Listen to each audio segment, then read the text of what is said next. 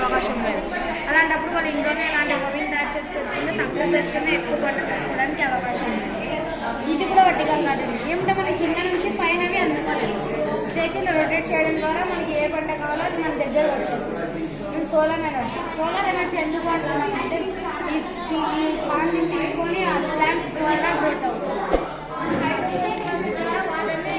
డైరెక్ట్గా న్యూట్రియంట్స్తో పాటుగా లిమిటెడ్ వాటర్ని మాత్రం ప్లాంట్స్కి అందిస్తుంది. ఈ వర్మీ కంపోస్ట్ చేసిన వర్మీ వాష్ని తీసుకొని అందులో కలిపి డైరెక్ట్ న్యూట్రియంట్స్కి హైడ్రోపోనిక్ ప్రాసెస్ ద్వారా పంపిస్తుంది. మా వీడియో నచ్చినట్లయితే లైక్ చేయండి, షేర్ చేయండి.